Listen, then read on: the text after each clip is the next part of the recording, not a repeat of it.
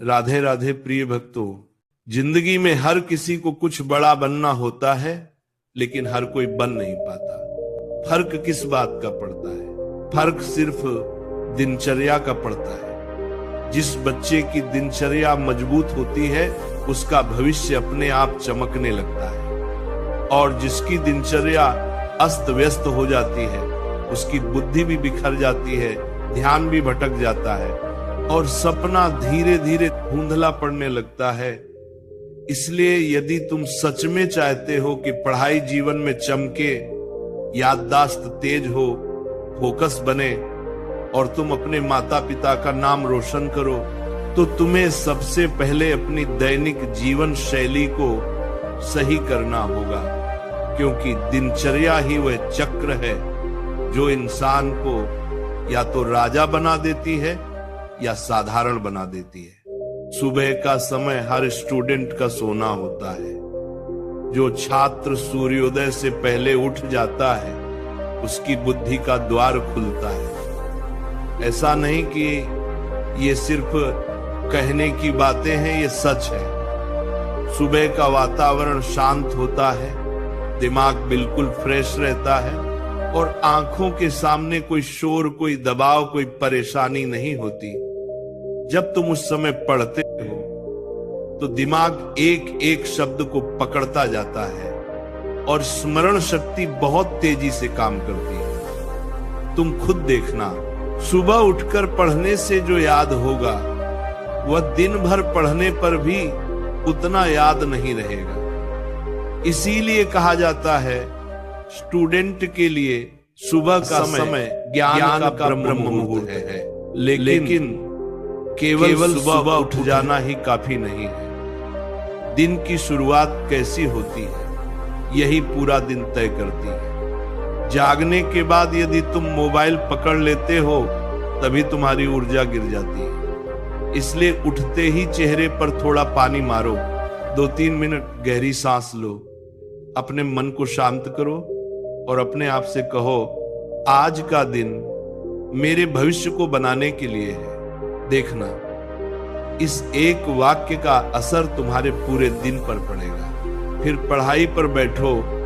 तुम्हारा दिमाग सुबह बहुत तेजी से चलता है। जिस चीज को तुम सामान्य समय में 40 मिनट में समझते हो, उसे सुबह 10-12 मिनट में समझ पाओगे, क्योंकि नींद के बाद दिमाग बिल्कुल साफ होता है, जैसे ताजा पन्ना, और उसी साफ दिमाग पर लिखी हुई बातें सबसे मजबूत होती है।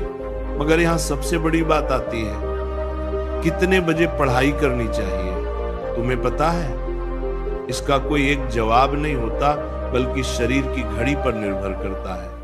पर सामान्यतः सबसे श्रेष्ठ समय वही होता है जब संपूर्ण वातावरण शांत हो, यानी सुबह 4:30 से 7 बजे तक का समय। यह समय आत्मबल, मानसिक शक्ति और रचनात्मक ऊर्जा का समय माना जाता है। इस समय जो पढ़ा जाता है, वह सीधे दिमाग के लंबे समय वाले हिस्से में जमा होता है, जिसे अंग्रेजी में लॉन्ग टर्म मेमोरी कहते हैं। तुम वह बात महीनों बाद भी याद रख सकते हो। दूसरा सबसे शक्तिशाली समय शाम का होता है, जब दिन ढलने लगता है, जब आसमान का रंग बदलता है, तब मन की बेचैनी भी कम होने लगती है। इस समय यदि बच्चा एक बार किताब खोल ले तो पढ़ाई भीतर उतरने लगती है। शाम 6 से 8 बजे का समय भी पढ़ाई के लिए बहुत अच्छा माना जाता है, क्योंकि उस समय दिमाग दिन की भागदौड़ से थोड़ा हल्का हो जाता है। लेकिन ध्यान रखना कि इस समय मोबाइल, शोर शराबा, टीवी, गेम्स, ये सब से पूरी दूरी रखनी होगी, क्योंकि शाम को मन बहुत जल्दी भटकता है। लेकिन पढ़ाई का मतलब सिर्फ किताबें खोलना नहीं है। पढ़ाई का मतलब है मन को किताब में लगाना। मन लगेगा तभी जब शरीर थका हुआ ना हो और मन में चिंता ना हो। इसीलिए हर स्टूडेंट के लिए जरूरी है कि वह एक सादा, शांत और व्यवस्थित दिनचर्या बनाए। खाने का समय तय रखो, सोने का समय तय रखो और उठने का समय तय रखो। शरीर मशीन की तरह है, जब उसे एक निश्चित समय मिलता है तो वो अपने आप चुस्त रहता है। लेकिन यदि तुम कभी 2 बजे सो जाओ, कभी 4 बजे, कभी सुबह उठो, कभी दोपहर, तो शरीर को पता ही नहीं चलेगा कब मेहनत करनी है और कब आराम।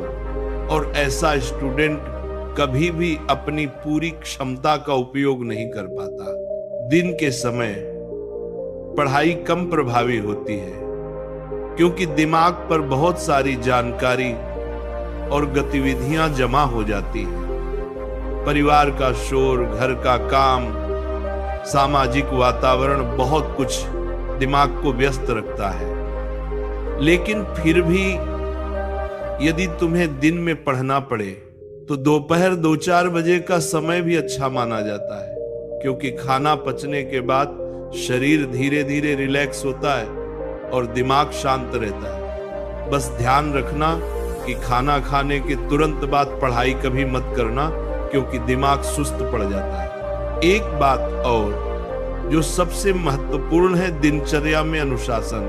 तुम कितने भी टाइम पर पढ़ लो, कितने भी घंटे पढ़ लो, लेकिन यदि तुम्हारे अंदर अनुशासन नहीं है तो तुम्हारी पढ़ाई कभी स्थायी नहीं होती। एक दिन पढ़ना और 4 दिन ब्रेक देना, ये एक स्टूडेंट का सबसे बड़ा दुश्मन है। पढ़ाई रोज होनी चाहिए, थोड़ी हो लेकिन रोज हो। रोज का अभ्यास दिमाग में निरंतरता पैदा करता है। दिमाग वही याद रखता है जिसे वह बार बार देखता है। यही तरीका टॉपर अपनाते हैं। वे बहुत तेज नहीं होते, वे बहुत लगातार होते हैं। दिनचर्या में व्यायाम का एक छोटा सा हिस्सा होना जरूरी है, क्योंकि जब तुम चलोगे, दौड़ोगे या 10-15 मिनट भी योग करोगे तो दिमाग में खून का बहाव बढ़ेगा, जिससे स्मरण शक्ति कई गुना बढ़ती है। कई बच्चे कहते हैं कि उनका मन पढ़ाई में नहीं लगता। उनका मन इसलिए नहीं लगता क्योंकि उनके शरीर में ऊर्जा नहीं होती। जिस बच्चे का शरीर सक्रिय होता है उसका मन स्वाभाविक रूप से पढ़ाई की ओर खींचने लगता है। रात में सोने से पहले 1 घंटे का समय भी पढ़ाई का अच्छा समय माना जाता है, क्योंकि नींद से ठीक पहले पढ़ी हुई चीज दिमाग नींद के दौरान भी दोहराता है। इसे स्लीप मेमोरी एक्टिवेशन कहते हैं। इसी कारण कई छात्र रात में पढ़ी चीजों को बहुत जल्दी याद कर लेते हैं। लेकिन रात में बहुत देर तक जग कर पढ़ना